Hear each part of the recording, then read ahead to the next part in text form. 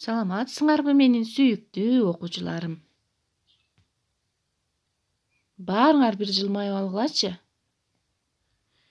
Азыр математика сабагы. Балдар, сабакты баштаардын алдында биз кол жууганды үйрөнүп алалы. Көңүл бургула.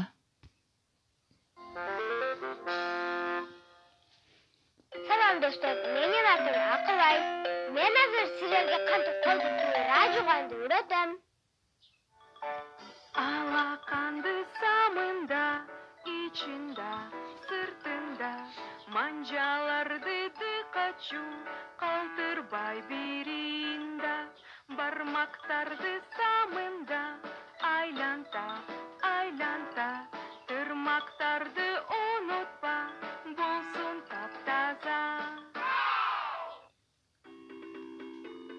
Балдар, колуңарды туура жуула жана досторуңарга да кантип жуусу айтып бергиле.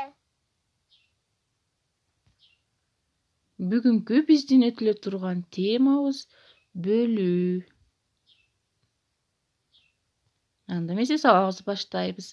Сабактын максаты биринчи бөлүү амалы жөнүндө түшүнүк аласыңар. Экинчи мисал маселелерди иштейсиңер. Үчүнчү сабакка активдүү катышасыңар.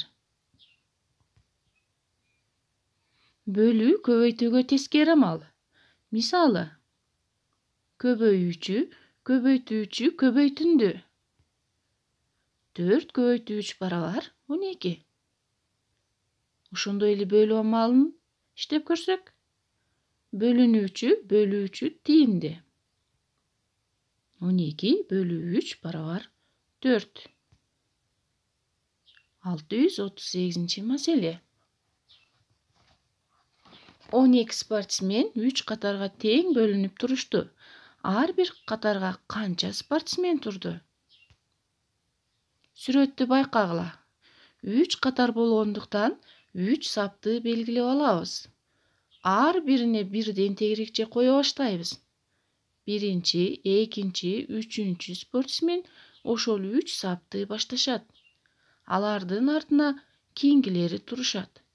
Ошентип 12 спортсмен тизилип тургандан кийин 3 катарынын ар биринде 4төн спортсмен болду. 12-ни 3-кө бөлсөк 4төн тиет. 4 саны 12 менен 3-түн тииндиси деп аталат. Сүйлөм 12 бөлүү 3 барабар 4 деп жазылат. Тииндини табуу бөлүү амалы деп аталат. 12 бөлүнүүчү, 3 бөлүүчү, 4 тиинди. 12 бөлүү 3 тыйынтмасы да тиинди деп аталат.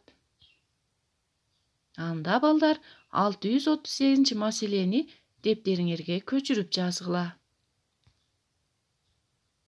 639 маселе. 15 алма 3 тарелка тең бөлүнүп салынды.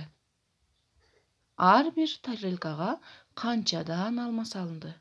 Тик бурчтуу таблица түзүп аныктайбыз.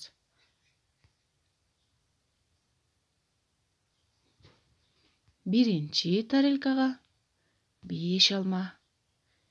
Экинчи тарелкага 5 алма. Үчүнчү тарелкага дагы 5 алма. 15 алманы 3 тарелкага тең бөлгөнүбүздө балдар 5тен алма тийди.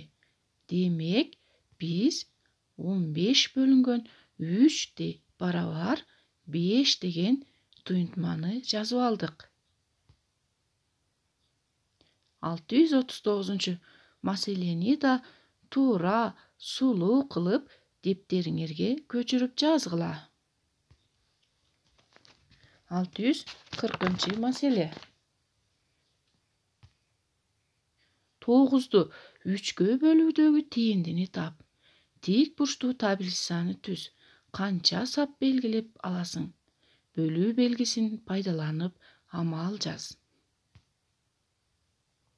Биз 9-ду 3-кө бөлүүдөгү тииндини табыш үчүн 3 сапты белгилеп алабыз. 2-нчи сап, 3-нчү сап. Себеби биз 3-кө бөлүп атабыз. 3 сап белгилеп алгандан кийин ар бирине бирден тегерекче белгилеп кете беребиз. Ошондо 9-ду 3-кө бөлгөндө ар бирине 3төн тегерекче тийди. 9 бөлү 3 барабар 3. 641-нчи мисал. Өз алдынча иштөө. Сабакты бышыктоо бөлүмүнө да келдик. Балдар, силерге тема түшүнүктүү болдубу? Биз бүгүн кайсы амал менен тааныштык? Өз алдынча иштөөдө силерге кыйынчылыктар болгон жокпу? Азаматсыңар анда. Үйгө тапшырма. 642-нчи, 643-чү, 644-чү мисал маселе. Балдар, бул мисал маселелерди иштеп мага жөнөтөсүңөр. Көңүл бурганыңар үчүн чоң рахмат. Саламатта болгула.